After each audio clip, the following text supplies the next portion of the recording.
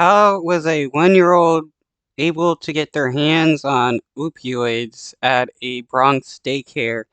Did he did the daycare workers have opioids on them and somehow end up feeding this kid opioids?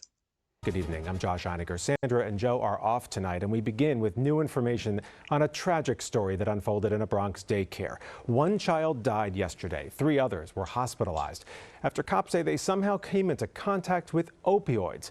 Nicholas Dominici was just 1 year old and had been attending the daycare for only about a week before his family dropped him off yesterday, never to see him alive again. Right now, investigators are questioning 2 people, including the daycare owner. Eyewitness News reporter Johnny Fernandez spoke with the victim's father today. I love him. I miss him. I want him back. But there's nothing that will give me back my son. Otoniel Feliz is emotional thinking about his 1-year-old son, Nicholas, who started going to daycare just a week ago. With watery eyes and a heavy heart, he's mourning and processing how he lost his son at a place he assumed was safe.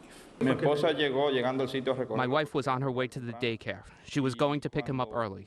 Shortly before she arrives, she receives the call and also sees an ambulance. The scene at the Divino Niño daycare in the Bronx was chaos after first responders received a cardiac arrest call.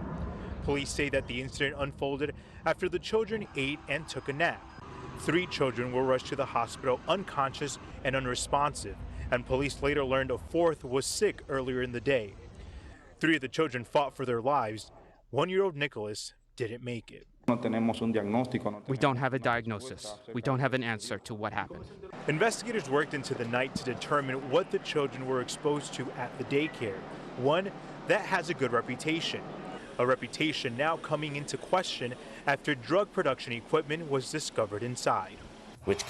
Wow, they were making drugs in the daycare? That is wild.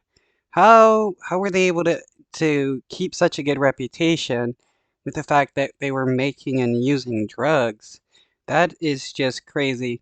But there's also another reason why, drugs need to be made legal and regulated so that we can keep these kinds of incidents from happening.